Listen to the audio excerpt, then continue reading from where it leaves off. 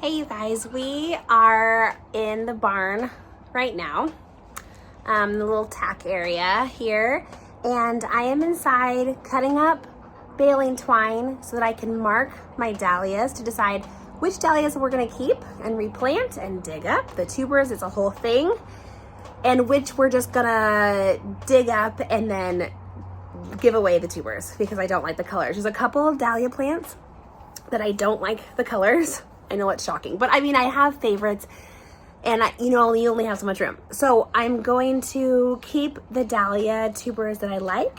So I'm going to mark them on the stalks using baling twine. So I'm going to cut all that up, tie a piece of baling twine around each stalk of the plant I'm going to keep. Then when they die off, I'm going to come and clip off all the foliage, dig up the tubers, and save them for winter. It's a big job. This is step one.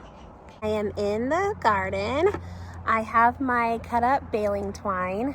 So you'll see what I'm gonna do, but the goal is to take a piece of baling twine, tie it around the stalk of the dahlia that I want to keep so that when the flowers actually die off, I know what type of flower they are. So I'm gonna tie this around the stalk and then go back with a notebook and describe in detail the type of dahlia that it is that I marked, that I like, why I like it.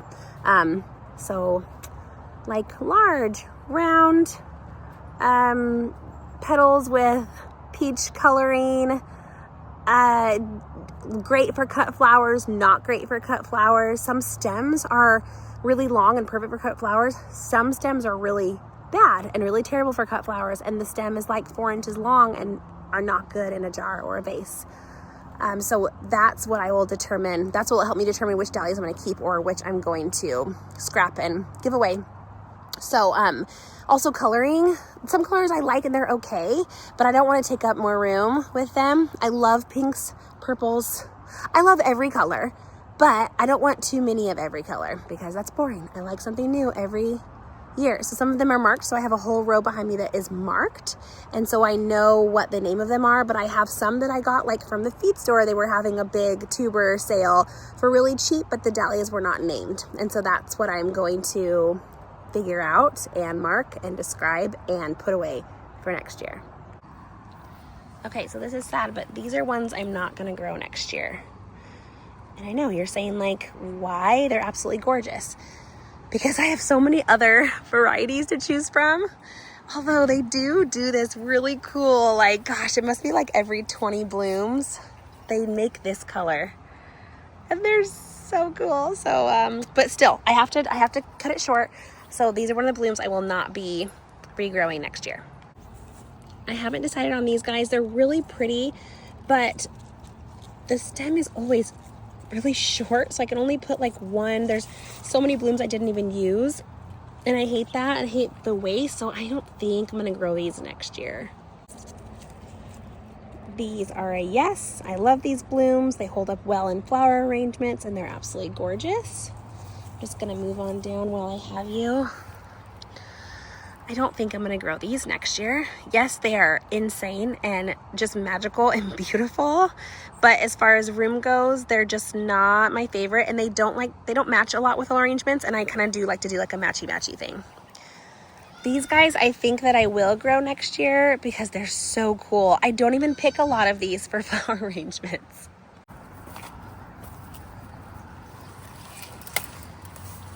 A few more I'm keeping. These little guys are pom-poms. They're my favorite, and I will never not grow them. I love these guys too. They're this really gorgeous color, and I'm gonna keep those guys. These orange, oh, these are so cool. It's my first year growing them, and they're absolutely beautiful. And they do have a name, but I just forgot it. This cactus variety, which I love. I need to find another cactus variety because I love the way the petals are kind of curled. Do you see that? Oh, they're so pretty. So I'm gonna grow those again. I just broke that bloom, but you know, it's like the time. Oh, these I'm gonna regrow. I mean, they're so cool. Any kind of peachy pinks. I dropped my little twine. These purple I'm gonna regrow. These are called, I think they're called Pixie, I believe. Really pretty. I'm gonna regrow 1 or 2 white varieties. Probably ones that have like a purple tip, and these I think are called, I wanna say something heaven, or I don't know, but they're really pretty. These are also another little white variety. I don't think I'm gonna regrow these. This was my favorite bloom of the year. I only have these tiny little ones left, but they're absolutely beautiful, and the petals are almost like corrugated. Oh, they were so cool, super long stemmed, so I can cut all the way down for a flower arrangement, and these were just really pretty. All right, I'm gonna get to work. What is it? What is it? What is in there?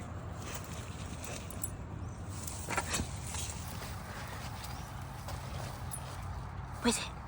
What is it, Dorothy? What is it? Oh, my trusty sidekick. Never gets old. Oh, she's pretty. That's a keeper. That's a keeper.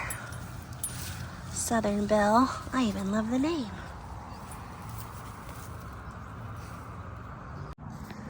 Okay, we have tied all the dahlias that we want to keep. And I got really picky this year. So I'm gonna grow a bunch of those because I'm gonna be shopping for some more varieties. We have like cool opportunities to have really big dahlia growers here in Oregon. So I am going to be traveling there and then just looking online and maybe doing some tuber trading, which is kind of fun. So I'm gonna be doing that. I don't know what I'm looking for. I will know it when I see it. Probably more of the palm varieties. They're like circular little spears, and they're so cute. Probably more cactus varieties. That's those kind of like curled leaves. I only had one dinner plate variety this year, and I want more dinner plates. They're just massive, like bigger than your hand dahlia. So those are what I'm being searching for. So the next step is to dig them all up and keep the tubers and store the tubers, and I'm going to show you how to do all of that. I'm waiting for our first light frost. So we are growing here in zone 8B, and we need a first light frost to kind of blacken or kill the foliage that's above the ground. So what I'm waiting for is the first light frost.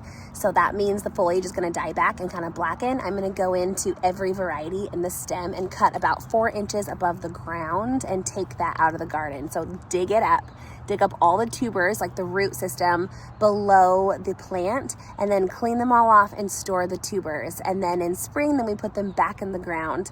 So dahlias are amazing. You put one tuber in the ground, you get like 8 or 10, sometimes just 5, but they multiply like crazy. God is so good.